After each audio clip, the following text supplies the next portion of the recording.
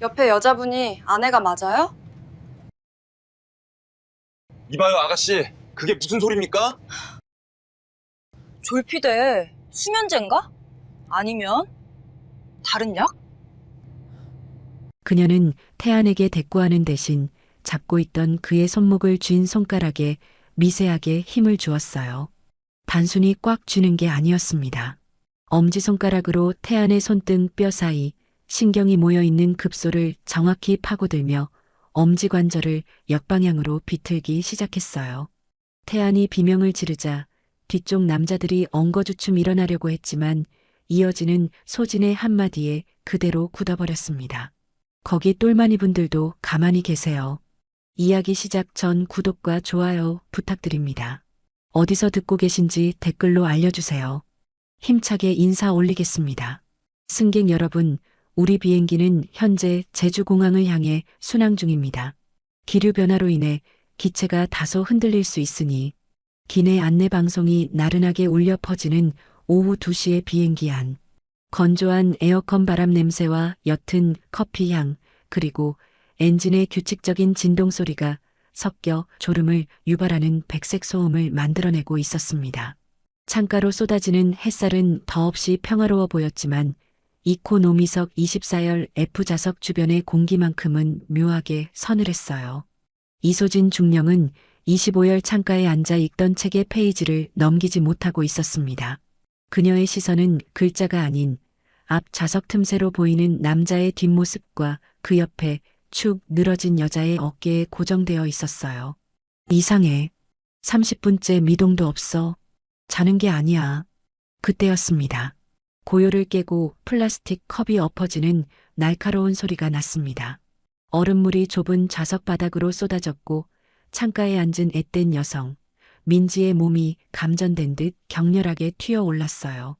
민지의 입에서 짐승의 신음 같은 억눌린 소리가 새어나왔습니다. 마치 입안에 무언가 가득 물려있는 사람처럼 말은 형체를 갖추지 못하고 뭉개졌어요. 주변 승객들이 놀라 시선을 돌리기도 전에 옆자리에 앉은 말쑥한 정장 차림의 남자, 태안이 번개처럼 움직였습니다. 그는 민지의 어깨를 와락 끌어안으며 걱정스런 목소리로 소리쳤어요. 여보, 왜 그래? 또 시작이야? 태안의 대처는 헌신적이었습니다. 그는 젖은 민지의 옷을 개의치 않고 자신의 명품 손수건을 꺼내 꼼꼼하게 닦아주기 시작했어요. 놀라서 달려온 승무원이 휴지를 건네자 태안은 땀이 맺힌 이마를 닦으며 젠틀하지만 단호하게 거절했습니다. 죄송합니다. 제 아내가 공황장애가 좀 심해서요. 태안이 승무원에게 말했습니다. 비행기만 타면 발작을 하네요. 제가 케어할 수 있습니다. 그의 목소리는 정중했고 눈빛은 아내를 걱정하는 남편 그 자체였어요. 승무원은 안쓰러운 표정으로 고개를 끄덕이며 물러날 수밖에 없었습니다. 필요한 게 있으시면 언제든 불러주세요, 손님. 상황이 정리되자 주변 승객들은 그 모습을 흐뭇하게 바라보며 수군거렸습니다. 어머, 남편이 진짜 착하다. 인물도 훤한데. 새댁이 몸이 많이 약한가 봐. 저런 남편 만나서 천만다행이네. 모두가 태안의 완벽한 사랑꾼 연기에 속아 넘어가고 있었습니다. 단 한 사람, 바로 뒷좌석에 앉아있던 이소진 중령만 빼고 말이죠. 소진은 책을 덮지도 않은 채 앞 좌석 틈새로 보이는 두 사람의 모습을 무표정하게 관찰하고 있었습니다. 그녀의 눈은 감동적인 부부애가 아닌 데이터의 불일치를 기계적으로 읽어내고 있었어요. 남자는 300만 원짜리 에르메스 넥타이에 파텍 필립 시계, 구두는 가죽관리 상태가 완벽한 벨루티, 반면 여자는 보풀이 다 일어난 시장표 티셔츠에 뒤꿈치가 꺾인 낡은 운동화. 단순히 검소한 아내와 돈 잘 버는 남편의 조합일까? 아니, 냄새가 달랐습니다. 남자에게선 은은한 고급 향수 냄새가 났지만 여자에게선 며칠 씻지 못한 듯한 퀴퀴한 땀 냄새와 소독약 냄새가 섞여나고 있었어요. 하지만 소진의 레이더에 걸린 결정적인 증거는 따로 있었습니다. 태안이 사랑해, 여보. 진정해. 라고 부드럽게 속삭이며 민지의 손을 잡고 있는 바로 그 장면. 남들은 다정한 스킨십이라 생각했겠지만 인체 구조를 꿰뚫고 있는 소진의 눈에는 다르게 보였습니다. 태안의 엄지손가락은 민지의 손등을 쓰다듬는 게 아니라 손목 안쪽에 척골 신경이 지나가는 급소를 정확히 가리고 잔인하게 누르고 있었어요. 뼈와 인대가 눌리는 미세한 소리가 소진의 예민한 청각을 자극했습니다. 민지의 손등 핏줄이 터질 듯 붉게 부어올랐고 손톱 밑은 피가 통하지 않아 하얗게 질려 있었어요. 그건 손을 잡은 게 아니었습니다. 도망가지 못하게, 비명조차 지르지 못하게 고통으로 제압하는 보이지 않는 수갑이었죠. 아파서 떠는 게 아니야. 고통 때문에 경련을 일으키는 거야. 저놈 전문가다. 소진은 차갑게 가라앉은 눈으로 태안의 뒤통수를 노려보았습니다. 태안은 교묘하게 자신의 넓은 어깨로 민지의 일그러진 표정을 가린 채 승객들을 향해 계속해서 사람 좋은 미소를 날리고 있었어요. 죄송합니다. 조금만 참아주세요. 금방 진정시킬게요. 그때였습니다. 고통에 몸부림치던 민지의 고개가 힘없이 뒤로 젖혀지며 좌석 틈새로 소진과 눈이 마주쳤어요. 약물에 취해 초점이 풀려버린 민지의 눈동자. 눈물조차 말라버린 그 퀭한 눈 속에는 본능적인 공포와 살려달라는 처절한 절규가 담겨 있었습니다. 살려 줘. 입 밖으로 나오지 못한 소리가 비명이 되어 소진의 뇌리에 꽂혔습니다. 소진은 읽고 있던 책을 천천히 덮었어요. 그녀의 머릿속에서 평범한 회사원의 휴가 모드가 강제 종료되고 707 대테러 팀장의 작전 모드 스위치가 켜졌습니다. 소진은 입꼬리를 비릿하게 올리며 속으로 중얼거렸습니다. 공황장애라고? 웃기고 있네. 저건 사랑이 아니라 사육이잖아. 소진은 앞 좌석을 주시하며 몸을 긴장시켰습니다. 하지만 그때 태안이 자리에서 일어났어요. 잠시만. 화장실 좀 다녀올게. 얌전히 있어. 민지의 발작이 잦아들자 태안이 안전벨트를 풀며 일어났습니다. 그는 젖은 바지를 털어내며 짜증 섞인 한숨을 아주 작게, 민지만 들을 수 있는 크기로 내쉬었어요. 방금 전까지 보여주던 헌신적인 남편의 가면이 아주 잠깐 벗겨진 찰나였습니다. 화장실 문이 닫히는 소리가 들리자마자 소진은 책갈피를 끼우고 고개를 들었습니다. 기회는 짧았어요. 비행기 안이라는 특성상 그가 돌아오는 데는 채 3분이 걸리지 않을 것입니다. 소진은 좌석 틈새로 민지의 상태를 정밀 스캔하기 시작했습니다. 가까이서 본 민지의 상태는 멀리서 봤을 때보다 훨씬 참혹했어요. 식은땀, 동공 확장, 그리고 과호흡.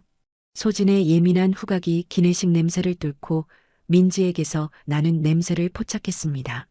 그것은 단순히 씻지 않은 악취가 아니었어요. 아주 미세하지만 톡 쏘는 듯한 화학 약품 냄새.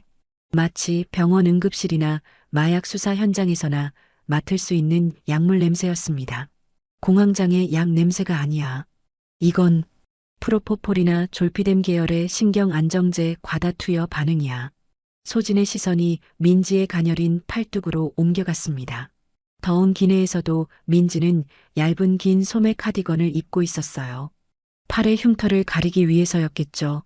하지만 태안이 젖은 옷을 닦아주느라 소매를 거칠게 걷어올린 순간 그 아래 감춰져 있던 끔찍한 흔적이 드러났습니다. 창백한 피부 위로 검푸르게 피어오른 멍 자국들. 그것은 어딘가에 부딪힌 멍이 아니었어요. 누군가가 엄지와 검지로 살점을 뜯어낼 듯이 움켜쥐었을 때 생기는 손가락 모양의 압박흔이었습니다. 그리고 그 멍 자국 한가운데에 마치 뱀에게 물린 듯 선명하게 남아있는 붉은 점 하나, 주사 바늘 자국이었어요. 빙고. 소진의 입가에 차가운 미소가 스쳤습니다. 모든 데이터가 한 곳을 가리키고 있었어요. 저 남자는 남편이 아니라 납치범이고 저 여자는 환자가 아니라 약물로 통제당하는 인질이라는 사실을. 그때 민지가 고개를 힘겹게 돌렸습니다. 그녀는 좌석 틈새로 자신을 보고 있는 소진과 다시 한번 눈이 마주쳤어요. 민지의 입술이 파르르 떨렸습니다. 마비된 혀를 억지로 움직여 그녀는 소진에게 무언가 필사적으로 전하려 했어요. 도망 안 돼. 제대로 된 문장이 아니었습니다. 하지만 소진은 독순술을 하듯 그녀의 입모양을 읽어냈어요. 도망쳐가 아니라 도망칠 수 없어라는 절망적인 체념.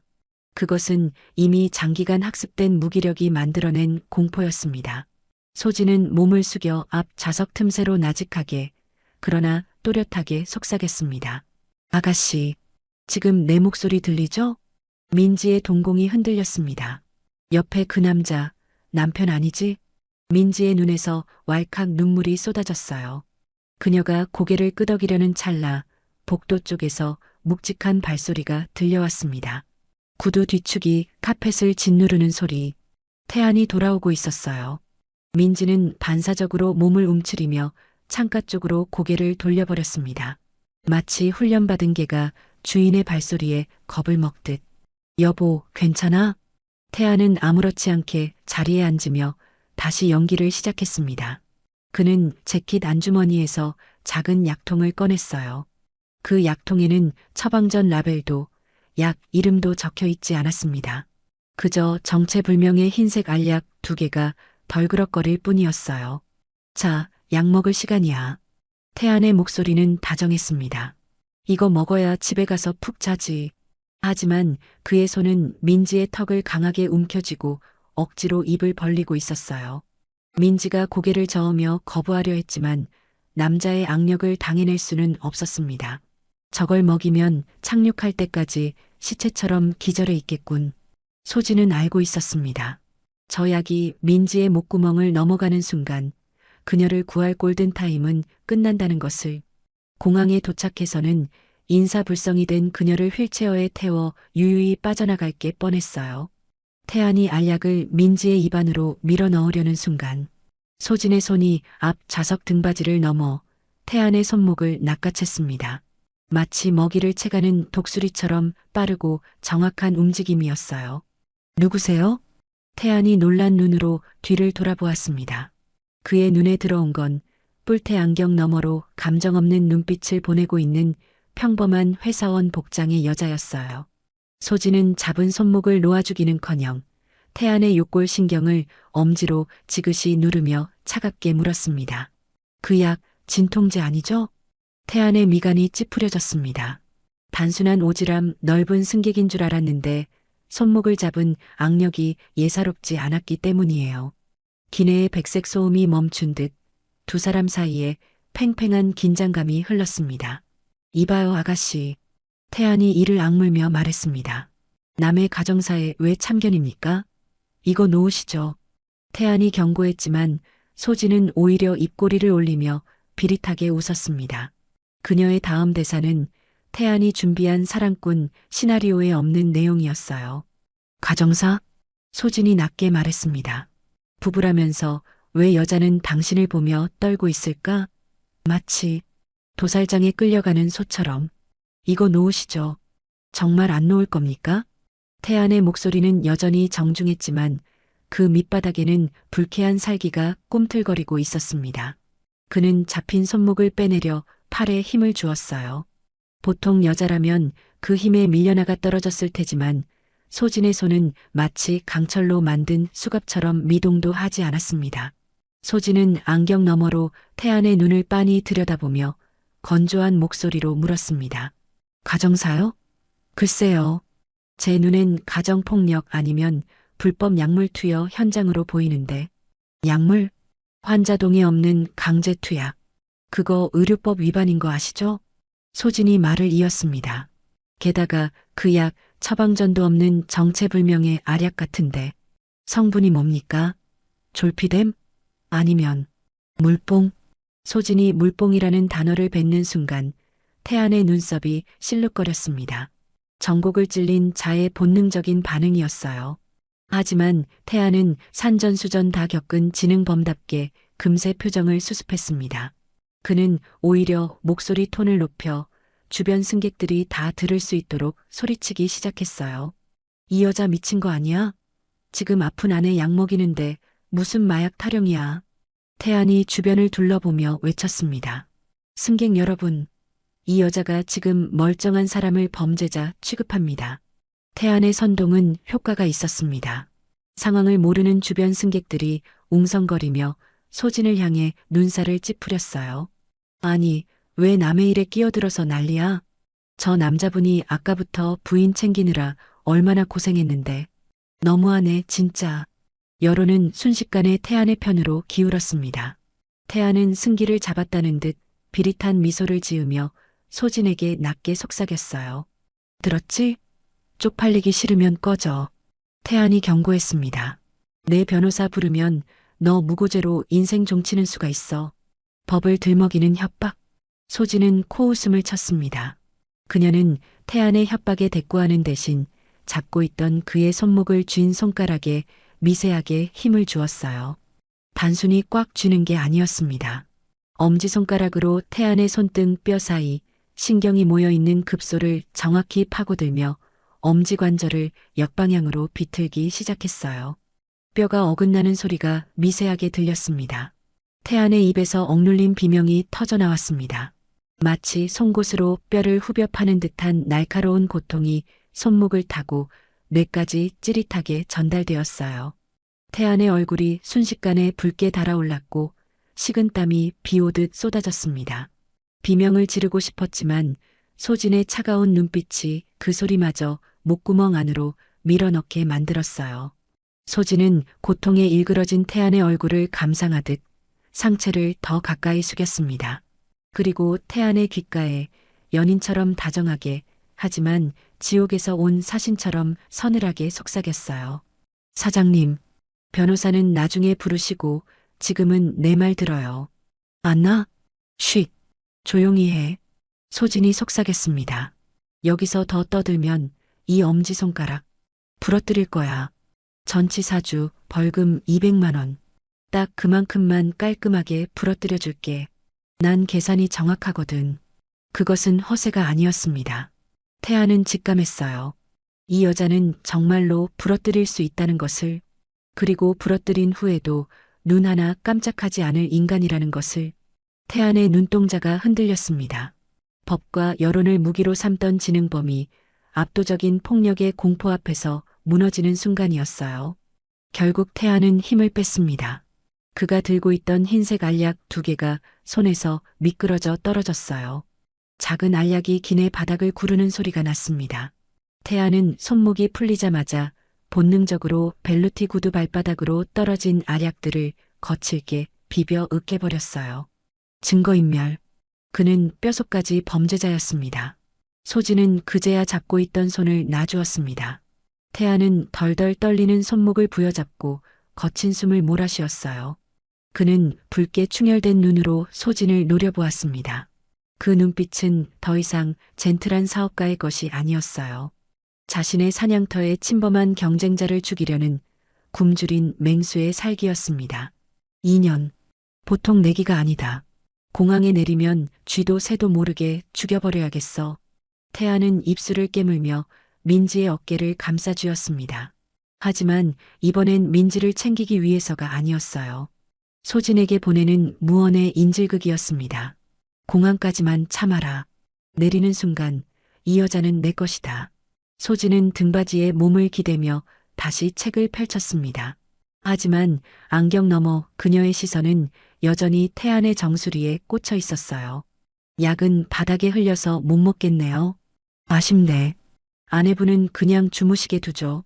소진의 건조한 한마디에 태안은 대꾸조차 하지 못하고 이를 갈았습니다. 비행기라는 밀실. 1라운드는 소진의 승리였지만 진짜 전쟁은 비행기가 활주로에 닿는 순간부터 시작될 것이었어요. 육중한 랜딩 기어가 제주공항 활주로에 닿는 진동과 함께 비행기가 멈춰 섰습니다. 안전벨트 표시등이 꺼지자마자 기내에 고요했던 공기는 순식간에 깨졌어요. 승무원, 경찰 불렀습니까?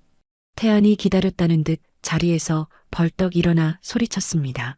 저 여자 당장 체포해요. 그는 겁에 질려 떨고 있는 민지를 자신의 등 뒤로 숨기며 마치 미치광이에게 봉변을 당한 선량한 가장처럼 억울함을 토해냈어요. 곧이어 제복을 입은 공항 경찰 2명이 인파를 해치고 기내로 들어왔습니다. 무슨 일입니까? 기내 난동 신고받고 왔습니다. 태아는 경찰을 보자마자 표정을 싹 바꿨습니다. 그의 얼굴엔 방금 전까지 소진에게 보였던 살기는 온데간데없고 아픈 아내를 지키려는 남편의 절박함만이 가득했어요. 경찰관님, 정말 미치겠습니다. 태안이 호소했습니다. 제 아내가 공황장애 발작이 와서 급하게 약을 먹이려는데 뒷자리에 앉은 이 여자가 갑자기 제 팔을 꺾고 난동을 부렸습니다. 태안이 붉게 부어오른 자신의 엄지손가락을 들이밀었어요. 이거 엄연한 특수 폭행 아닙니까? 경찰들의 의심스런 시선이 소진에게로 향했습니다. 소진은 당황하지 않고 차분하게 안경을 추어 올리며 또박또박 상황을 설명했어요. 단순 폭행이 아닙니다. 저 남자가 여성에게 강제로 정체불명의 약물을 투여하려고 했습니다. 소진이 말했습니다. 여성의 팔에 난 멍 자국과 주사 흔적을 확인해 주십시오. 두 사람 부부 아닙니다. 납치 및 감금 정황이 확실합니다. 소진의 단호한 말투에 경찰이 잠시 주춤했습니다. 하지만 태아는 코웃음을 치며 품에서 최신형 태블릿 PC를 꺼내 경찰 눈앞에 들이밀었어요. 납치? 태안이 웃었습니다. 경찰관님, 이거 보시죠. 정부24에서 뺀 혼인관계 증명서입니다. 남편 최태안, 처 김민지. 신고일 정확히 3개월 전입니다. 화면 속 서류는 완벽했습니다. 접수번호와 관인까지 선명한 법적으로 아무런 하자가 없는 공문서였어요. 경찰이 고개를 끄덕이자 태아는 쐐기를 박듯 다음 사진을 넘겼습니다. 그리고 이건 서울대병원 정신건강의학과 진단서입니다. 태안이 화면을 가리켰습니다. 상기 환자는 심각한 공황장애와 피해망상 증세가 있어 보호자의 24시간 케어가 필요함. 보이십니까? 제 아내가 비행기 공포증 때문에 헛소리할까봐 제가 얼마나 노심초사했는데.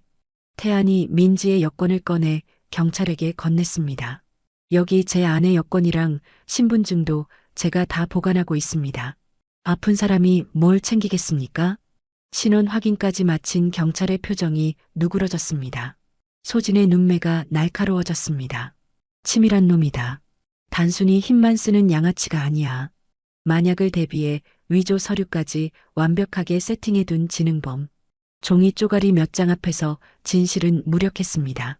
소진이 가리킨 민지의 멍 자국은 발작하는 아내를 진정시키다 생긴 상처라는 태안의 한마디에 묻혀버렸어요. 경찰은 난처한 표정으로 소진을 바라보았습니다. 선생님, 정의감은 알겠는데 서류상 부부가 맞습니다. 경찰이 말했습니다. 이건 가정사예요. 저희가 부부싸움에 개입할 권한이 없습니다. 그리고 남편분 손가락 부러뜨린 건 선생님이 사과하시고 합의 보시는 게 좋겠습니다. 법은 멀고 서류는 가까웠습니다. 민지는 약 기운에 취해 태안의 옷자락만 붙잡고 바들바들 떨 뿐 경찰을 향해 고개조차 들지 못했어요. 그녀의 입에서 나오는 소리는 앓는 소리뿐이라 제3자의 눈에는 영락없는 중증 환자였습니다. 들으셨죠? 사과 필요 없으니까 내 눈앞에서 꺼져요. 태아는 민지의 어깨를 거칠게 감싸 쥐고 경찰들을 밀치며 통로를 빠져나갔습니다. 소진은 그들을 막지 않았어요. 아니, 막을 명분이 없었습니다. 지금 여기서 무력을 쓰면 자신은 납치범을 잡는 군인이 아니라 선량한 시민을 폭행한 전과자가 될 뿐이었어요. 태안이 소진의 옆을 스쳐 지나가는 순간 그가 걸음을 멈추고 소진 쪽으로 몸을 기울였습니다. 주변 사람들 눈에는 사과를 받으려는 제스처처럼 보였겠지만 그의 입에서 나온 말은 소름 끼치는 조롱이었어요. 아가씨, 세상은 정의가 아니라 서리로 돌아가는 거야. 태안이 속삭였습니다. 주제 파악 좀 해. 한 번만 더 내 눈에 띄면 그땐 무고죄가 아니라 실종 신고가 될 줄 알아. 태안은 비릿한 콧방귀를 끼며 민지를 질질 끌다시피 데리고 나갔습니다. 멀어지는 민지의 축 늘어진 뒷모습이 소진의 가슴을 찔렀어요. 그녀는 주머니에 손을 넣었습니다. 빈 주머니. 그녀의 입가에 서늘하고 씁쓸한 미소가 번졌어요. 방금 전 태안이 조롱하기 위해 몸을 밀착했던 그 찰나의 순간 소진의 손은 그 누구보다 빨랐습니다. 그녀가 평소 즐겨 쓰던 노이즈 캔슬링 무선 이어폰 한쪽이 태안에 열려진 재킷 주머니 깊숙한 곳으로 미끄러져 들어갔던 것이에요. 소진은 휴대폰을 꺼내 기기 찾기 앱을 실행했습니다. 화면 지도 위에 빨간 점 하나가 깜빡이며 공항 주차장 쪽으로 이동하고 있었어요. 그래. 법은 널 놓쳤지만 나는 널 놓치지 않아. 소진은 가방을 고쳐맸습니다. 경찰도 법도 서류도 약자를 보호해주지 않는다면 방법은 하나뿐이었어요. 군복을 벗은 지 3년 만에 그녀는 다시금 전시 상황을 선포했습니다. 사장님, 그 비싼 이어폰 잃어버리지 말고 잘 챙기세요. 소진이 중얼거렸습니다. 그게 당신 지옥행 티켓이니까. 소진은 인파를 헤치고 지도 위의 빨간 점을 향해 묵묵히 그리고 빠르게 걷기 시작했습니다. 화면 속 빨간 점이 깜빡이고 있었지만 신호 감도가 급격히 떨어지고 있었어요. 놈이 차에 타면 끝이다. 소진은 인파를 헤치고 곧 끊어질 듯 깜빡이는 빨간 점을 향해 전력을 다해 뛰기 시작했습니다. 소진의 거친 숨소리가 공항 로비의 웅성거림을 뚫고 터져나왔습니다. 폐부 깊숙한 곳에서부터 차오르는 비릿한 단내. 하지만 그녀는 멈출 수 없었어요. 휴대폰 화면 속 민지의 위치를 알리는 빨간 점은 이미 공항 주차장 출구를 빠져나가 도로 쪽으로 빠르게 멀어지고 있었습니다. 화면에 신호 미약 경고가 떴습니다. 연결 끊김 임박. 15m, 20m. 안 돼. 여기서 놓치면 끝이야. 그 아이는 증발해버려. 소진이 공항 게이트를 박차고 밖으로 뛰쳐나왔을 때 제주의 습한 바닷바람이 그녀의 뜨거운 얼굴을 때렸습니다. 택시 승강장에는 캐리어를 끄는 관광객들이 긴 줄을 늘어서 있었고 빈 차는 눈을 씻고 찾아봐도 보이지 않았어요. 절망적인 상황. 소진의 눈동자가 흔들리던 그때 승객을 막 내려주고 트렁크를 닫고 있는 은색 개인 택시 한 대가 눈에 들어왔습니다.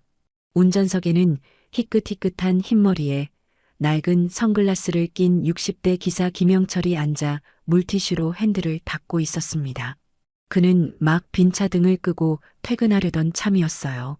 소진은 앞뒤 잴 것 없이 도로로 뛰어들었습니다. 그녀는 달려오는 버스를 피해 아슬아슬하게 택시 앞을 가로막았어요. 급제동 소리가 요란하게 울렸습니다. 죽고 싶어 환장했나? 영철이 창문을 내리고 버럭 소리를 질렀습니다. 심장이 떨어질 뻔한 놀란 가슴을 쓸어내리며 혀를 찼지만 소진은 사과할 시간조차 없었어요. 그녀는 조수석 문을 벌컥 열고 다짜고짜 차에 몸을 밀어 넣었습니다. 아가씨, 나 예약 있어. 영철이 단호하게 손사래를 쳤습니다.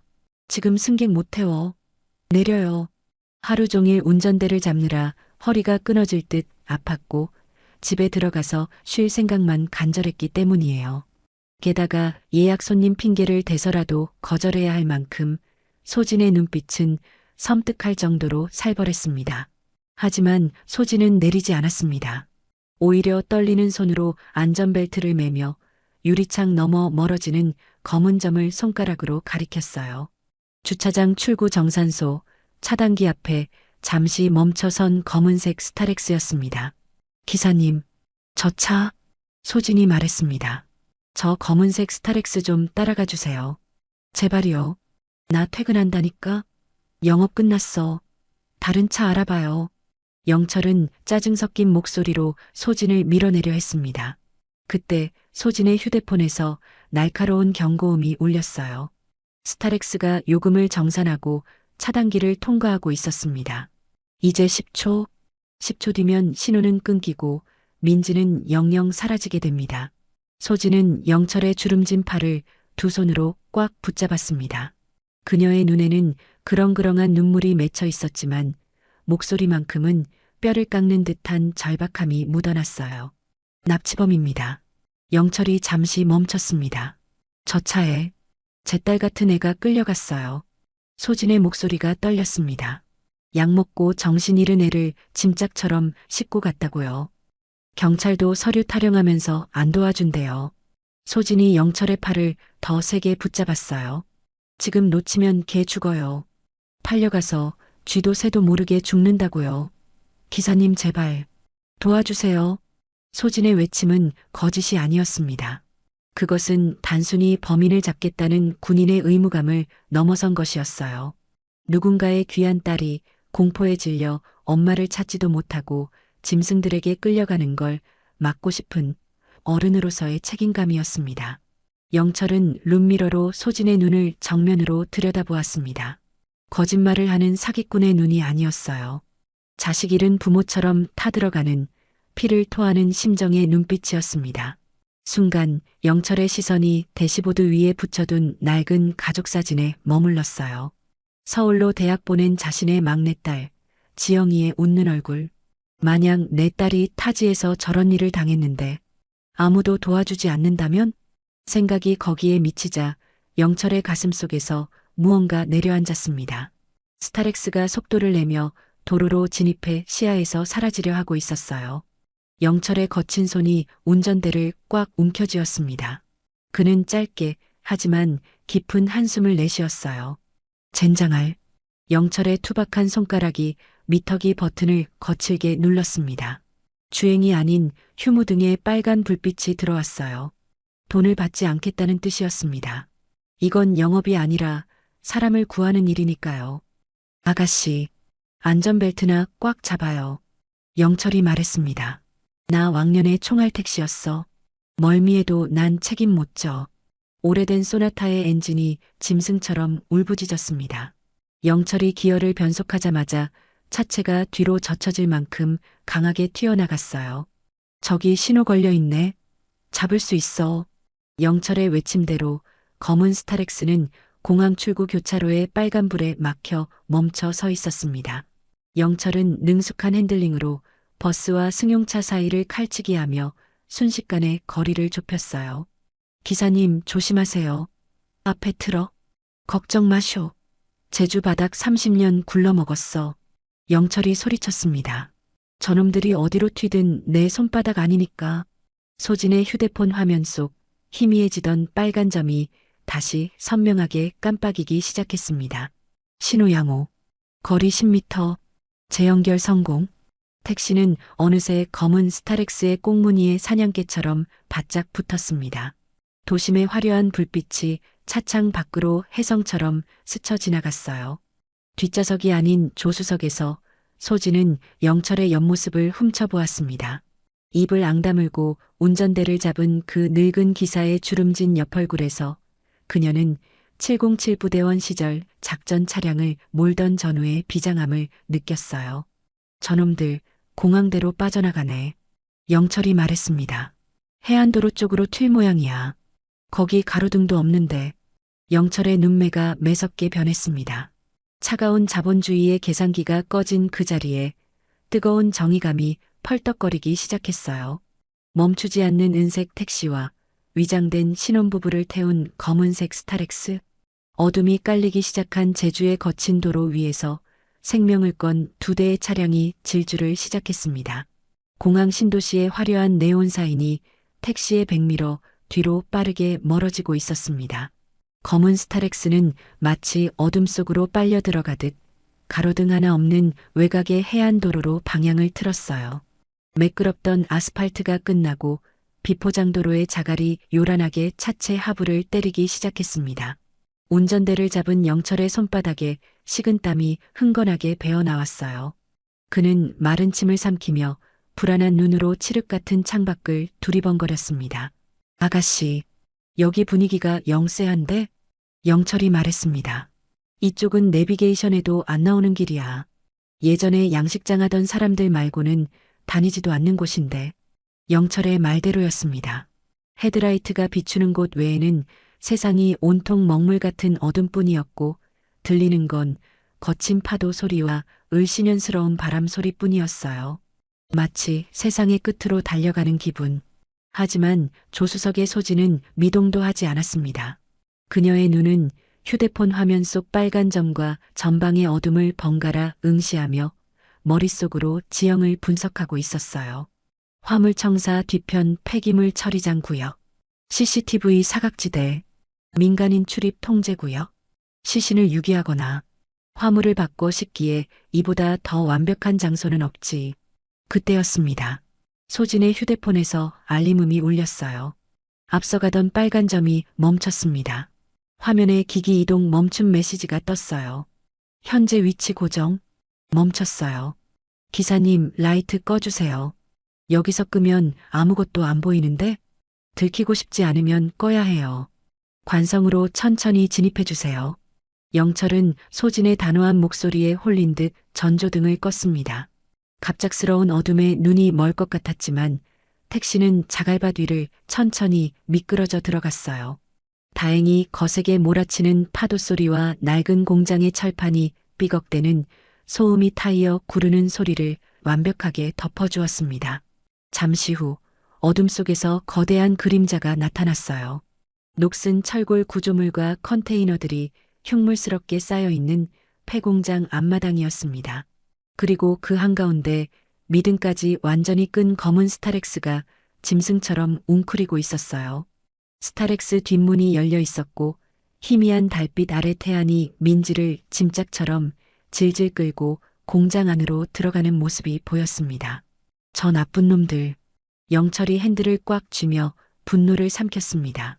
진짜 애를 짐짝 다루듯 하네. 하지만 분노보다 더 큰 것은 본능적인 두려움이었습니다. 상대는 인신매매 조직, 몇 명이 더 있을지, 무슨 무기를 들고 있을지 모르는 상황이었어요. 소진은 조용히 안전벨트를 풀었습니다. 그녀는 쓰고 있던 안경을 벗어 대시보드 위에 올려두고 손목에 있던 검은 고무줄로 긴 머리를 질끈 동여맸어요. 머리카락이 팽팽하게 당겨지며 그녀의 목덜미와 함께 차가운 전이가 드러났습니다. 기사님, 여기까지 태워주셔서 감사합니다. 소진이 지갑에서 5만 원짜리 지폐 몇 장을 꺼내 기어 박스 위에 올려놓았어요. 영철이 놀라 물었습니다. 지금 뭐 하려고? 저는 여기서 내릴게요. 기사님은 차 돌려서 나가세요. 소진이 말했습니다. 그리고 큰 길 나가시면 바로 경찰에 신고해 주세요. 단순 납치라고 하면 늦어요. 살인 사건이 벌어지고 있다고 하세요. 그래야 바로 뜹니다. 위치는 다 아시죠? 영철의 눈이 커졌습니다. 혼자 가겠다고? 저기로? 미쳤어. 남자들이 득실거릴 텐데. 제가 알아서 합니다. 기사님은 민간인이시잖아요. 휘말리면 다쳐요. 소진은 영철의 대답을 기다리지 않고 차 문을 열었습니다. 차가운 바닷바람이 차 안으로 밀려 들어왔어요. 소진은 망설임 없이 어둠 속으로 걸어 들어갔습니다. 그녀의 뒷모습은 너무나 왜소해 보였지만 걸음걸이에는 한치의 망설임도 없었어요. 영철은 멍하니 그녀의 등을 바라보았습니다. 이성적으로는 지금 당장 차를 돌려 도망치는 게 맞았어요. 자신은 늙은 택시 기사일 뿐이고 집에 가면 아내와 자식들이 기다리고 있으니까요. 영철은 기어를 후진으로 바꾸려 했습니다. 손이 덜덜 떨렸어요. 그냥 가자. 가서 경찰 부르면 내 할 일은 다 한 거야. 하지만 백미러에 비친 자신의 늙고 겁먹은 얼굴을 본 순간 영철은 차마 엑셀을 밟을 수가 없었습니다. 아까 소진이 했던 말이 귓가를 맴돌았어요. 제 딸 같은 애가 끌려갔어요. 그 말을 하고 뛰어들던 아가씨를 맹수굴 앞에 혼자 버려두고 도망친다? 그게 어른이 할 짓인가? 평생 비겁하게 살아온 인생이지만 오늘만큼은 비겁해지기가 죽기보다 싫었습니다. A씨, 내 팔자야. 영철은 거칠게 기어를 주차로 놓았습니다. 그리고 운전석 및 레버를 당겨 트렁크를 열었어요. 차에서 내린 영철은 트렁크를 뒤적거렸습니다. 세차 도구와 잡동사니들 사이에서 녹이 슬어 묵직한 30cm 몽키 스패너 하나가 손에 잡혔어요. 그는 스패너를 쥔 손에 힘을 주었습니다. 평생 누군가를 때려본 적 없는 투박한 손이었지만 무언가를 지키기 위해 공구를 들어본 적은 많았어요. 경찰 올 때까지만이다.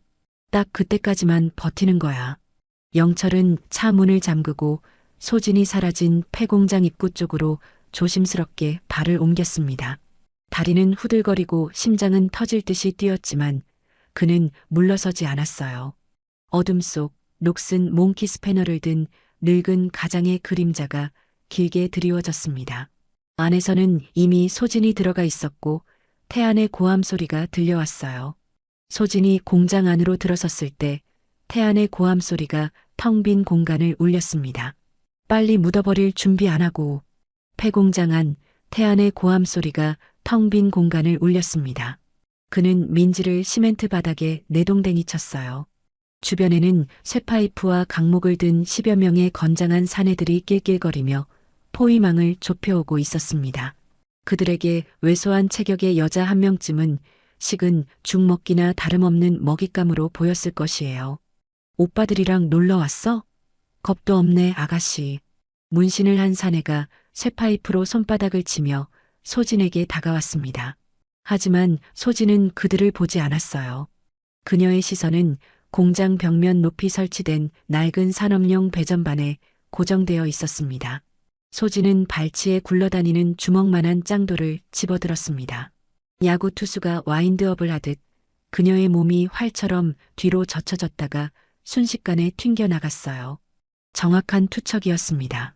오래된 배전반이 스파크를 튀기며 폭발했고 공장 내부를 비추던 서치라이트와 할로겐 등들이 동시에 꺼졌어요. 순식간에 찾아온 칠흑 같은 어둠. 눈앞에 있는 사람의 형체조차 분간할 수 없는 완벽한 암흑이 공장을 집어삼켰습니다. 달려들던 사내들의 발이 멈췄어요.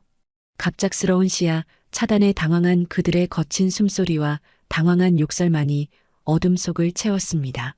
누가 불 껐어? 라이트 켜. 휴대폰 어디 있어?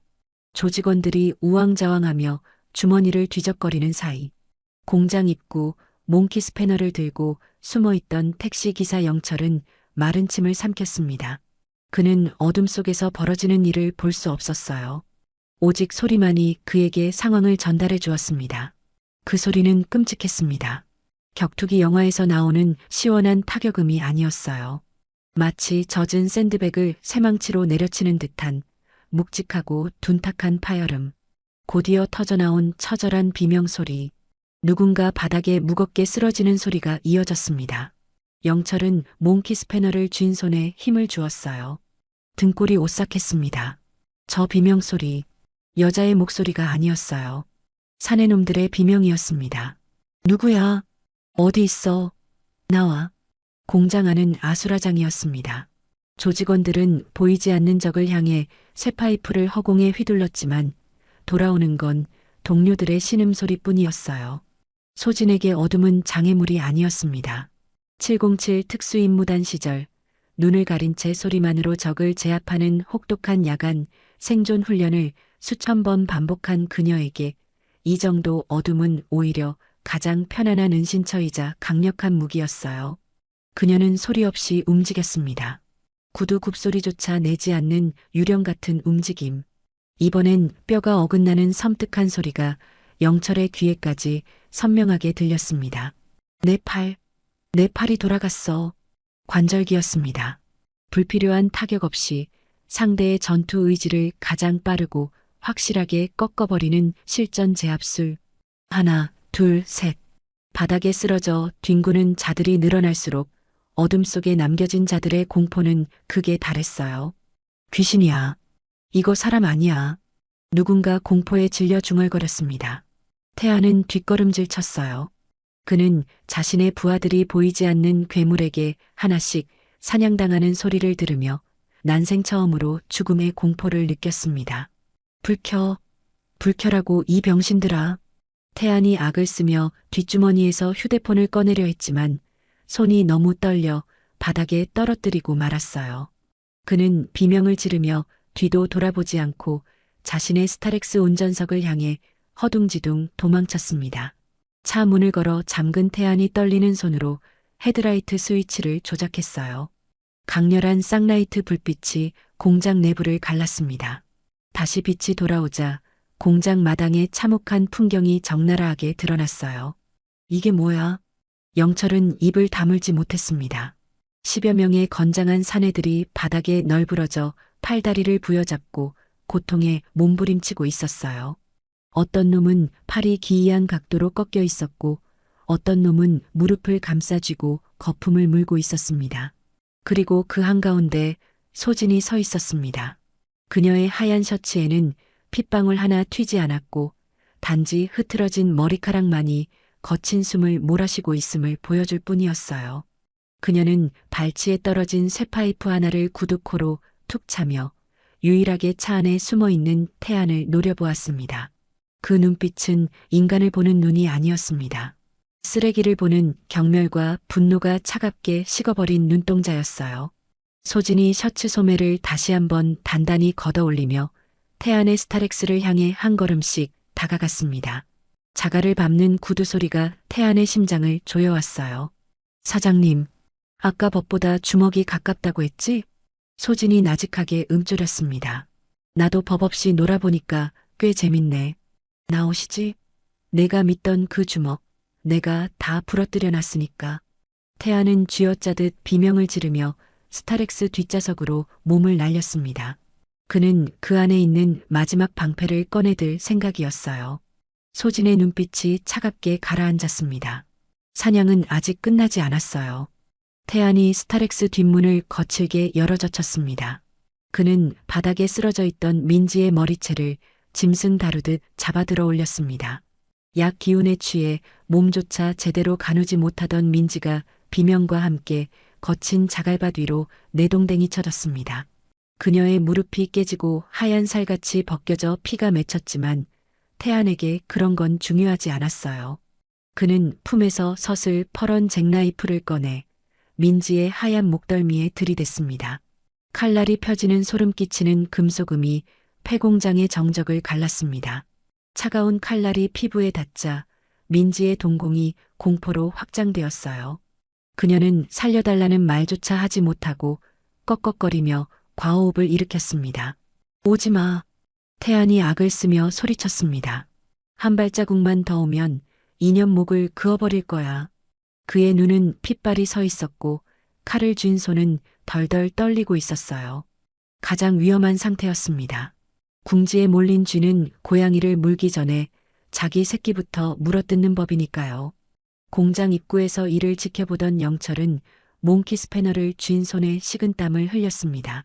저 미친놈이 칼을. 영철은 당장이라도 달려가고 싶었지만 자칫하면 인질이 위험해질까봐 발만 동동 구를 뿐이었어요. 소진은 걸음을 멈췄습니다. 그녀와 태안 사이의 거리는 불과 5미터. 소진은 양손을 천천히 어깨 높이로 들어 보이며 자극하지 않겠다는 신호를 보냈어요. 진정해, 사장님. 손 떨지 말고. 그러다 진짜 긋겠어. 소진의 목소리는 지나칠 정도로 침착했습니다. 마치 인질극 현장이 아니라 철없는 아이를 타이르는 어른처럼 낮고 깔려 있었어요. 그 태도가 태안을 더 미치게 만들었습니다. 닥쳐. 너 뭐야? 태안이 소리쳤습니다. 대체 정체가 뭐야? 짭새야? 아니면 경쟁 조직에서 보냈어? 말했잖아. 지나가던 시민이라고. 소진이 말했습니다. 약한 사람 괴롭히는 꼴을 못 보는 성격 더러운 시민. 소진의 대답에 태안은 입술을 깨물었습니다. 그는 민지의 목을 조른 팔에 더 힘을 주며 머릿속으로 빠르게 계산기를 두드렸어요. 무력으로는 이길 수 없다. 그렇다면 남은 건 하나뿐. 그가 평생을 믿어온 유일한 신, 돈이었습니다. 좋아. 좋아. 타협하자. 태안의 목소리가 조금 누그러졌습니다. 우리 대화로 풀자고. 비열한 협상가의 눈빛이 돌아왔어요. 너 돈 싫어하는 사람 없지? 내 차 트렁크에 007 가방이 있어. 태안이 말했습니다. 거기에 무기명 채권이랑 놈들의 약점이 적힌 비밀 장부까지 합치면 50억이 넘는 가치야. 50억? 평범한 서민이라면 평생 만져보기도 힘든 천문학적인 액수. 멀리서 듣고 있던 영철조차 숨을 들이켰습니다. 이거 너 다 줄게. 비밀번호도 지금 바로 알려줄게. 태안이 계속 말했습니다. 그러니까 이 여자랑 나 그냥 보내줘. 눈 딱 한 번만 감으면 되잖아. 너도 목숨 걸고 싸우는 것보다 평생 놀고 먹을 돈 챙기는 게 낫잖아. 어때? 깔끔하지? 악마의 제안이었습니다. 인질의 목숨값으로 50억을 주겠다는 거래. 민지는 절망적인 눈빛으로 소진을 바라보았어요. 눈물이 범벅된 그녀의 눈동자가 흔들렸습니다. 저 여자가 돈을 받고 나를 버리면 어떡하지? 라는 원초적인 공포가 그녀를 집어삼키고 있었어요. 소진은 잠시 침묵했습니다. 그녀는 태안의 눈과 민지의 목에 겨누어진 칼을 번갈아 바라보았어요. 그리고 천천히, 아주 천천히 입을 열었습니다. 50억이라. 소진이 한 걸음 내디뎠습니다. 태안은 긴장하며 칼을 고쳐 쥐었지만 소진의 표정이 묘하게 부드러워진 것을 보고 내심 안도했어요. 역시 돈 앞에 장사 없지. 그의 얼굴에 안도감과 비열한 웃음이 번졌습니다. 그래, 현명한 선택이야. 태안이 말했습니다. 가까이 와서 차 열쇠 받아. 그리고 우린 서로 못 본 걸로. 근데 어쩌지, 사장님. 소진의 걸음이 딱 3미터 앞에서 멈췄습니다. 그녀의 입가에 걸려있던 옅은 미소가 순식간에 사라지고 그 자리에 서리빨 같은 냉기가 들어찼어요. 난 그 더러운 돈보다 내 놈이 지은 죗값이 더 비싸 보이는데. 태안이 경악했습니다. 50억? 그게 돈으로 보이냐? 소진이 말했습니다. 그건 내가 속이고 납치하고 팔아넘긴 여자들의 피고 눈물이야. 사람 목숨을 종이 쪼가리로 흥정하려 들어? 어디서 배워먹은 짓거리야, 천박하게. 소진의 일갈은 폐공장을 쩌렁쩌렁 울렸습니다. 그것은 단순히 거절이 아니었어요. 인간의 존엄을 돈으로 사려는 자본주의의 괴물을 향한 진짜 어른의 준엄한 꾸짖음이었습니다. 영철은 가슴이 벅차올랐습니다. 그래, 저게 사람이지. 저게 진짜 사람이지. 태안의 얼굴이 일그러졌습니다. 자신의 유일한 무기인 돈이 통하지 않자 그는 다시금 살인귀의 얼굴로 돌아갔어요. 이 미친년이 죽고 싶어서 환장했구나. 태안이 소리쳤습니다. 그래, 돈 싫다 이거지? 그럼 다 같이 죽어. 2년부터 죽여버릴 거야. 소진의 손이 조용히 셔츠 앞주머니의 볼펜으로 향했습니다. 거래는 끝났어. 그녀의 눈빛이 차갑게 가라앉았어요. 2년부터 죽여버릴 거야. 공포가 극단적인 사리로 변질된 태안의 눈이 뒤집혔습니다. 그가 쥔 잭나이프의 서늘한 날이 민지의 하얀 목덜미를 파고들려는 찰나 소진의 몸이 자갈밭을 박차고 튀어나갔어요. 그녀의 움직임에는 군더더기가 없었습니다. 영화에서나 볼 법한 화려한 도약도 과장된 기합 소리도 없었어요. 오직 상대를 제압하겠다는 명확한 살기만이 서린 직선적이고 고요한 돌진이었습니다. 소진의 오른손에 들린 낡은 모나미 볼펜이 어둠 속에서 은색 궤적을 그렸습니다. 곧이어 둔탁하고 끔찍한 파열음이 폐공장의 정적을 깨뜨렸어요. 그것은 단순한 타격음이 아니었습니다. 단단한 볼펜 끝이 태안의 손등을 뚫고 뼈와 인대 사이에 깊숙이 박히며 신경을 끊어내는 소리였어요. 태안의 입에서 짐승이 울부짖는 듯한 처절한 비명이 터져나왔습니다. 손의 신경이 마비되자 그가 꽉 쥐고 있던 잭나이프가 힘없이 자갈 바닥으로 떨어졌어요. 동시에 소진은 태안의 품으로 파고들어 어깨로 그를 강하게 튕겨내고 핏기 가신 얼굴로 떨고 있는 민지를 낚아채 자신의 등 뒤로 숨겼습니다. 태안은 바닥을 구르며 손등에 박힌 볼펜을 부여잡고 신음했어요. 손등을 관통한 하얀 볼펜 자루가 기괴하게 흔들릴 때마다 붉은 피가 뚝뚝 떨어졌습니다. 하지만 고통 속에서도 그의 시선은 소진이 아니라 열려있는 스타렉스 트렁크 쪽을 향했어요. 가방, 내 가방. 태안이 성한 한 손으로 거친 바닥을 기어가기 시작했습니다. 손등이 뚫린 고통보다 트렁크 안에 놓인 검은색 007 가방을 잃는 것이 그에게는 더 끔찍한 공포인 듯 했어요. 소진은 민지의 어깨를 두어 번 토닥여 안심시킨 뒤 바닥을 기는 태안을 앞질러 가방을 먼저 집어들었습니다. 손끝에 전해지는 무게가 묵직했어요. 그것은 단순한 종이의 무게가 아니라 그동안 그가 짓밟아온 수많은 여성들의 피눈물 무게였습니다. 잠금 장치가 풀리고 가방이 열리자 안에는 누런 서류 봉투들과 현찰 다발, 그리고 수십 개의 여권이 쏟아져 나왔어요. 그것을 본 태안이 미친 사람처럼 소리쳤습니다. 안 돼. 건드리지 마. 그거 내 거야. 내 돈이라고. 소진은 돈다발을 쓰레기 보듯 옆으로 걷어찼습니다. 그녀가 집어든 것은 돈이 아니었어요. 붉은색 인주가 선명한 차용증과 신체 포기 각서, 그리고 민지를 포함한 피해자들의 여권 뭉치였습니다. 이게 내가 모신다는 신이냐? 소진이 각서 한 장을 들어보였습니다. 도망칠 시 장기를 적출하여 변제함. 인간이 인간에게 할 수 없는 짓들이 차가운 활자로 적나라하게 적혀 있었어요. 내놔. 그거 없으면 나 죽어. 태안이 소진의 바짓가랑이에 매달려 애원했습니다. 윗선에서 날 죽일 거라고. 돈을 잃는 것보다 조직의 장부를 잃고 보복당할 것이 더 두려운 비열한 악당의 본색이었어요. 소진은 차가운 눈으로 그를 내려다보다가 공장 입구에 멍하니 서 있는 택시기사 영철을 향해 고개를 돌렸습니다. 기사님, 영철이 몽키 스패너를 든 손을 떨며 다가왔습니다.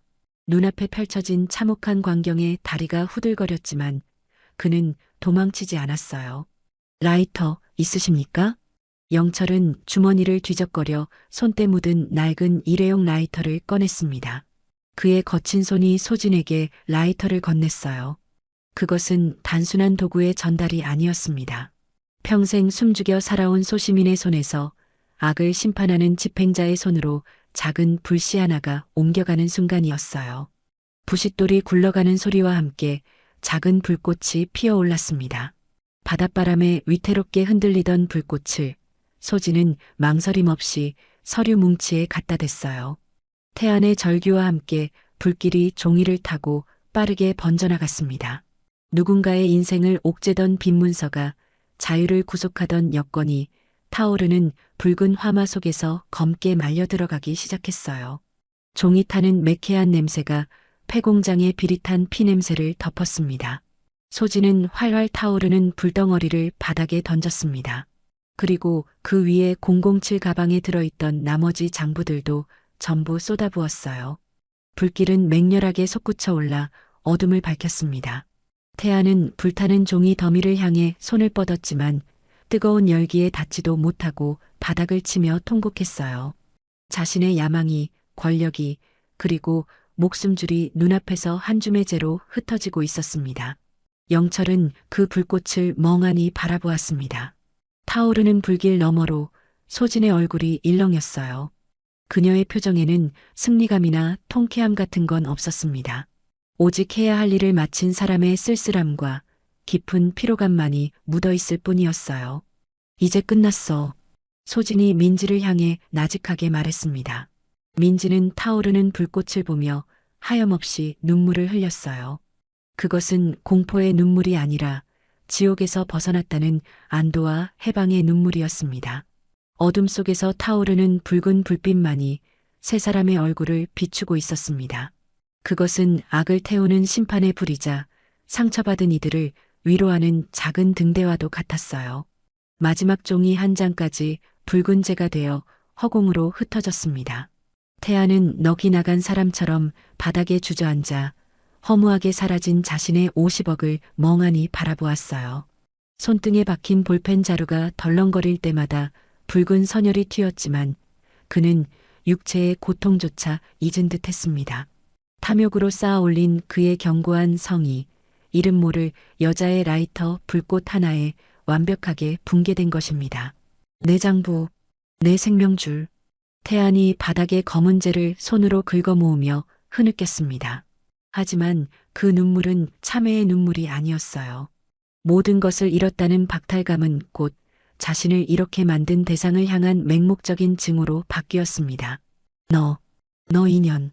태안이 천천히 고개를 들었습니다. 눈물과 콧물 그리고 흙먼지로 범벅이 된 그의 얼굴이 악기처럼 일그러져 있었어요. 그는 비틀거리며 자리에서 일어났습니다. 잃을 게 없는 자의 광기가 눈빛에서 번들거렸어요. 죽여버릴 거야. 내가 못 가질 바엔 너도 죽고 다 같이 죽어. 태안이 괴성을 지르며 소진을 향해 짐승처럼 달려들었습니다. 무기도 기술도 없는 그저 분노만 남은 단순한 돌진이었어요. 소진은 한숨을 쉬듯 짧게 숨을 내뱉으며 상체를 가볍게 틀어 그의 주먹을 흘려보냈습니다.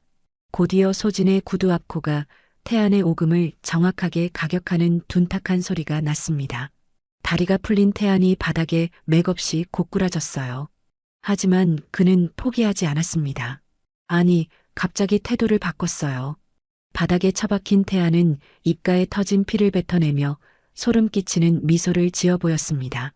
그것은 방금 전까지 울부짖던 패배자의 얼굴이 아니었어요. 법망을 요리조리 피해 다니며 살아남았던 지능범의 비열한 낯짝이었습니다. 그래, 더 때려봐. 계속 때려. 태안이 핏대를 세우며 악을 썼습니다. 이거 다 쌍방 폭행이야. 너희들, 이거 특수상해의 집단 린치야. 감당할 수 있겠어? 태안이 웃었습니다. 나 초범이야. 게다가 정신과 진단서도 있어. 우울증에 공황장애 약 먹고 있다고. 그가 계속 말했어요. 법정 가면 심신미약으로 감형받는 거 알지? 판사님 앞에서 눈물 좀 짜면 길어야 집행유예야. 난 금방 나온다고. 근데 너희는? 멀쩡한 사업가 불구로 만들고 사유재산 불태웠으니 징역 10년은 살게 해줄게. 그의 말은 지독하게도 논리적이었습니다. 대한민국 법의 맹점인 심신미약과 초범 감형. 그걸 악용하겠다는 범죄자의 당당한 선언에 지켜보던 택시기사 영철의 주먹이 부들부들 떨렸어요. 피해자의 고통은 안중에도 없고 오직 자신의 형량 계산에만 몰두하는 저 악마성을 법이 지켜준다는 사실에 분통이 터졌습니다. 태아는 영철의 흔들리는 눈빛을 보며 승리감에 도취되었습니다. 무력으로는 졌지만 법의 테두리 안에서는 자신이 이길 수 있다고 확신한 것이에요. 어때? 겁나지? 태안이 말했습니다. 지금이라도 무릎 꿇고 빌면 합의해줄 의향은 있는. 태안의 말이 채 끝나기도 전이었습니다. 날카로운 파열음이 공장의 정적을 갈랐어요. 소진의 손바닥이 태안의 뺨을 거칠게 후려갈긴 것입니다. 고개가 90도로 꺾일 만큼 강력한 타격에 태안의 입에서 억눌린 신음이 터져나왔어요. 또 때려? 합의금 더 올라간다. 소진은 셔츠 소매를 정리하며 태안의 눈높이에 맞춰 천천히 쭈그리고 앉았습니다. 그녀의 얼굴엔 분노 대신 지극히 사무적인 차가움만이 감돌았어요. 사장님, 법 공부 많이 하셨네. 소진이 말했습니다. 근데 하나 빼먹은 게 있어. 소진의 손이 태안의 아래턱을 강하게 움켜쥐었습니다. 쇠처럼 단단한 악력의 태안의 눈동자가 흔들리기 시작했어요. 심신미약? 그거 판사님 앞에서 지저대려면 일단 입이 멀쩡해야 하잖아. 태안이 당황했습니다. 전치 사주라고 했지? 내가 아까 약속했잖아. 소진이 말했습니다. 딱 벌금 나올 만큼만 부러뜨려 준다고. 소진의 소나기에 힘이 들어갔습니다. 태안이 무언가 잘못됨을 감지하고 비명을 지르려 했지만 늦었어요. 뼈와 뼈가 어긋나는 끔찍하고 기분 나쁜 소리가 공장 안에 울려 퍼졌습니다. 태안의 입이 기이하게 벌어지며 턱관절이 완전히 탈골되었습니다. 그는 입을 다물지도 제대로 벌리지도 못한 채 거품 섞인 침을 흘리며 바닥을 굴렀어요. 비명조차 지르지 못하고 괴상한 소리만 목구멍에서 새어나올 뿐이었습니다. 말 그대로 물리적으로 입을 닥치게 만든 것이에요. 소진은 바닥에 널브러져 고통에 몸부림치는 태안을 내려다보며 차갑게 일갈했습니다. 변호사? 불러봐. 근데 턱이 그 꼴이라 변론이 될까 모르겠네. 소진이 말했습니다. 심신미약은 판사한테 가서 글로 써서 제출해. 물론 손가락이 멀쩡하다면 말이지. 태안은 공포에 질려 뒷걸음질 쳤습니다. 돈도 잃고 장부도 잃고 이제는 세상을 향해 거짓말을 뱉을 수 있는 입마저 잃었어요. 그가 믿던 법조차 지금 이 순간만큼은 그의 편이 아니었습니다. 그때였습니다. 멀리서 희미하게 사이렌 소리가 들려오기 시작했어요. 소진은 조용히 재킷의 먼지를 털어냈습니다. 이제 그녀가 사라져야 할 시간이었어요. 폐공장에 무거운 정막을 찍고 요란한 사이렌 소리가 파도 소리와 뒤섞여 들려왔습니다. 그것은 언제나 사건이 종료되고 피와 눈물이 다 마른 뒤에야 도착하는 조금은 늦은 세상의 법도였어요. 바닥에 널브러진 태안은 더 이상 법을 들먹이지 못했습니다. 턱관절이 빠진 채 고통에 찬 신음만 흘리는 그의 모습은 조금 전까지 심신미약을 운운하며 법을 조롱하던 악마가 맞나 싶을 정도로 처참하고 초라했어요. 그것은 사냥꾼에게 이빨이 뽑힌 늙은 짐승의 몰골이었습니다. 공장 입구에 서 있던 택시기사 영철은 들고 있던 몽키 스패너를 스르르 내려놓았습니다. 긴장이 풀리자 다리에 힘이 풀려 주저앉을 뻔했어요. 그는 눈앞에 펼쳐진 이 압도적인 광경을 평생 잊지 못할 것 같았습니다. 그것은 단순한 싸움 구경이 아니었어요. 악을 멸하는 서늘하고도 묵직한 심판의 현장이었습니다. 곧이어 경찰차 서너 대가 흙먼지를 일으키며 공장 마당으로 들이닥쳤습니다. 강렬한 헤드라이트 불빛이 어둠을 몰아내자 방검복을 입은 경찰들이 총구를 겨누며 차에서 쏟아져 나왔어요. 꼼짝 마. 무기 버려. 전원 손머리 위로. 경찰들의 고함 소리가 공장을 가득 채웠지만 대항하는 자는 아무도 없었습니다. 이미 상황은 정리되어 있었어요. 조직원 10여 명은 팔다리가 꺾인 채 기절해 있었고 우두머리인 태아는 공포에 질려 제 발로 기어서 경찰 쪽으로 도망치고 있었습니다. 태안이 경찰의 바짓가랑이를 잡고 애원했습니다. 아이러니하게도 그토록 비웃던 공권력이 이제는 자신을 저 여자로부터 지켜줄 유일한 동아줄이 된 것이에요. 경찰 팀장은 믿기지 않는다는 표정으로 참혹한 현장을 둘러보았습니다. 건장한 조폭 10여 명이 초토화된 현장, 그리고 그 한가운데 흙먼지 묻은 셔츠 차림으로 홀로 서 있는 왜소한 체격의 여자. 팀장은 말을 잇지 못했습니다. 소진은 천천히 대시보드 위에 두었던 안경을 꺼내 다시 썼어요. 그녀의 눈빛에서 살기가 사라지고 다시 차분한 이성만이 남았습니다. 그녀는 등 뒤에 숨어 벌벌 떨고 있던 민지의 어깨를 감싸 안아주며 경찰 앞으로 다가갔어요. 신고한 사람입니다. 소진의 목소리는 건조했지만 힘이 있었습니다. 여기 있는 남자들, 인신매매 및 특수감금 혐의 현행범들입니다. 소진이 말했습니다. 그리고 이쪽은 납치 피해자 김민지 씨입니다. 경찰을 보자마자 민지는 다리에 힘이 풀려 그 자리에 주저앉았습니다. 그동안 참아왔던 서름과 죽음의 공포가 한꺼번에 터져나왔어요. 그녀는 소진의 옷자락을 생명줄처럼 꽉 움켜쥐고 아이처럼 목 놓아 울음을 터뜨렸습니다. 가슴을 후벼 파는 처절한 통곡 소리가 폐공장을 가득 메웠습니다. 그것은 단순히 살았다는 안도감이 아니라 지옥 같았던 시간들을 토해내는 피해자의 절규였어요. 소진은 말없이 쭈그리고 앉아 민지의 등을 토닥여 주었습니다. 거친 군인의 손길이었지만 그 순간만큼은 어머니의 손길보다 따뜻했어요. 괜찮아요. 이제 다 끝났어. 집에 가자. 경찰들이 태양과 조직원들에게 수갑을 채우는 차가운 금속음이 들려왔습니다. 태아는 연행되면서도 소진을 돌아보며 원망 섞인 눈빛을 보냈지만 턱이 빠진 입으로는 아무런 저주도 퍼부을 수 없었어요. 그저 도살장에 끌려가는 짐승처럼 경찰차 뒷좌석으로 처박힐 뿐이었습니다. 상황이 어느 정도 수습되자 경찰팀장이 소진에게 다가왔습니다. 그는 경외심과 의구심이 섞인 눈빛으로 소진을 아래 위로 훑어보며 물었어요. 선생님, 협조 감사합니다. 팀장이 말했습니다. 덕분에 대형 범죄 조직을 일망타진했습니다. 그런데 혹시 신분이 어떻게 되십니까? 혼자서 이 인원을 제압하신 겁니까? 소진은 대답 대신 영철이 슬그머니 건네준 자신의 재킷을 받아들었습니다.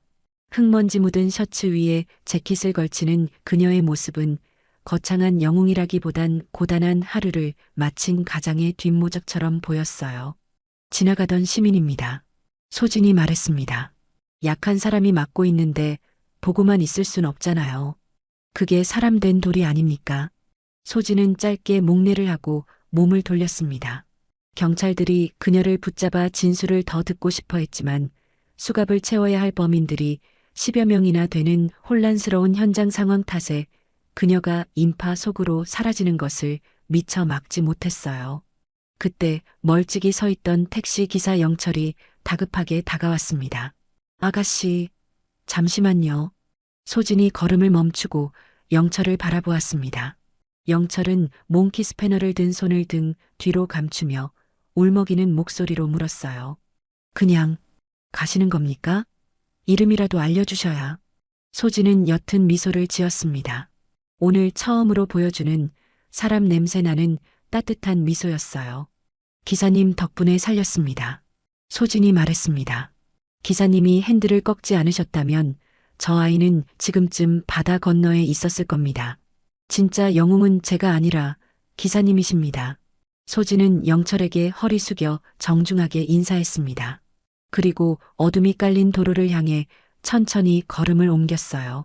영철은 멍하니 그녀의 뒷모습을 바라보았습니다.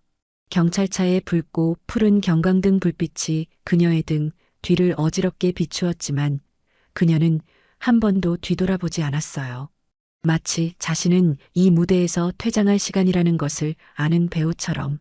어둠 속으로 사라지는 그녀의 등 뒤로 민지의 오열 소리와 거친 파도 소리만이 길게 남았습니다. 소진은 알고 있었어요. 영웅 놀이는 여기서 끝이라는 것을. 이제 남은 건 법이 심판하고 상처받은 이들이 치유해야 할 시간이라는 것을. 그녀는 어둠 속으로 걸어 들어가며 조용히 묶었던 머리를 풀었습니다. 다시 평범한 아무도 주목하지 않는 일상으로 돌아갈 시간이었어요. 며칠 전에 그 폭풍우 같던 밤이 마치 거짓말처럼 느껴질 만큼 제주의 하늘은 시리도록 맑았고 햇살은 눈이 부시게 쏟아지고 있었습니다. 공항 근처의 한적한 공원 벤치에 앉은 소진은 자판기에서 뽑은 따뜻한 믹스커피 한 잔을 두 손으로 감싸쥐고 있었어요. 그녀의 시선은 공원 한쪽에 설치된 대형 전광판에서 흘러나오는 뉴스 속보에 머물렀습니다. 다음 뉴스입니다. 제주 일대에서 신혼부부를 가장해 여성을 납치하고 매매해온 기업형 범죄 조직이 경찰에 일망타진되었습니다. 앵커의 차분한 목소리와 함께 포승줄에 묶여 고개를 푹 숙인 태안의 모습이 자료 화면으로 스쳐 지나갔습니다. 턱에 붕대를 칭칭 감은 채 끌려가는 그의 모습에서는 법을 조롱하던 거만한 사업가의 모습도 돈으로 사람을 사려던 악마의 기세도 찾아볼 수 없었어요. 그저 자신의 죄값 앞에 무력해진 초라한 범죄자 한 명이 있을 뿐이었습니다. 이번 검거에는 한 용감한 시민의 신고가 결정적인 역할을 했습니다. 앵커가 말했습니다. 자신의 택시로 범인 차량을 끝까지 추격하여 경찰을 유도한 택시기사 김영철 씨가 그 주인공입니다. 화면이 바뀌고 쑥스러운 표정으로 인터뷰에 응하는 영철의 투박한 얼굴이 클로즈업 되었습니다. 그는 쏟아지는 카메라 플래시가 어색한지 연신 뒷머리를 긁적였지만 그 눈빛만큼은 어느 때보다 자랑스러움으로 빛나고 있었어요. 영웅은 무슨 영웅입니까? 영철이 말했습니다. 그냥 딸 같은 아가씨가 위험하다는데 어른이 돼서 모른 척할 수가 없잖아요. 사람 된 도리를 한 것뿐입니다. 소진은 종이컵을 쥔 손에 따스한 온기를 느끼며 옅은 미소를 지었습니다. 그녀의 이름은 뉴스 어디에도 언급되지 않았어요. 하지만 그것으로 충분했습니다. 아기는 법의 심판대 앞에 섰고 용기를 낸 소시민은 명예를 얻었으며 공포에 떨던 피해자는 다시 따뜻한 가족의 품으로 돌아갔어요. 모든 것이 제자리로 돌아간 더할 나위 없이 완벽한 결말이었습니다. 그때 주머니 속에 넣어둔 휴대폰이 묵직한 진동 소리를 내며 울렸습니다. 소진은 휴대폰을 꺼내 메시지를 확인했어요. 회사에서 온 업무 복귀 독촉 문자였습니다. 이 과장, 휴가 언제 끝나? 책상 위에 결제 서류가 산더미야. 현실로 돌아오라는 호출이었습니다. 소진은 쓴웃음을 삼키며 남은 커피를 비워냈어요. 이제 그녀는 707 부대원도 어둠 속의 사냥꾼도 아닌 무역회사의 평범한 이소진 과장으로 돌아가야 할 시간이었습니다. 소진은 벤치에서 일어나 구겨진 셔츠 매무새를 단정하게 다듬었습니다. 그때 셔츠 소매 아래로 언뜻 드러난 손목의 희미한 흉터가 햇살을 받아 반짝였어요. 군 복무 시절 생긴 낡은 자상 위로 며칠 전 폐공장에서 생긴 작은 생채기가 덧그려져 있었습니다. 그녀는 거친 손가락으로 그 흉터를 가만히 쓸어보았습니다. 누군가는 그녀에게 묻곤 했어요. 왜 그렇게 힘들게 사느냐고, 그냥 편하게 눈 감고 모른 척하며 살면 되지 않느냐고 말입니다. 하지만 소진은 마음속으로 조용히 대답했어요. 진정한 강함이란 누군가의 뼈를 부러뜨리고 굴복시키는 힘이 아니다. 나의 평범한 일상이 소중한 만큼 타인의 일상도 소중히 지켜주는 것. 비명소리가 들릴 때 외면하지 않고 발걸음을 멈추는 용기. 그것이야말로 진짜 강함이다. 어디선가 아이들의 맑은 웃음소리가 들려왔습니다. 공원 산책로에서는 젊은 부부가 아이의 손을 잡고 평화롭게 걷고 있었어요. 너무나 평화롭고 당연해 보이는 저 일상의 풍경들. 하지만 소진은 알고 있습니다. 저 당연한 평화가 보이지 않는 곳에서 누군가가 흘린 피와 땀으로 지켜지고 있다는 사실을요. 소진은 고개를 들어 눈이 시리도록 파란 하늘을 올려다보았습니다. 비행기 한 대가 하얀 비행운을 길게 그리며 어디론가 날아가고 있었어요. 그녀는 가방을 고쳐 메고 바쁘게 움직이는 인파 속으로 천천히 걸음을 옮겼습니다. 그녀의 뒷모습은 여느 직장인과 다를 바 없이 평범하고 왜소해 보였습니다. 하지만 우리는 알고 있어요. 언젠가 또다시 어딘가에서 힘없는 사람의 비명소리가 들려온다면 그녀는 주저없이 멈춰서서 기꺼이 그들의 단단한 방패가 되어줄 것임을 말입니다. 그것이 이 땅을 살아가는 이름 없는 영웅들의 약속이니까요.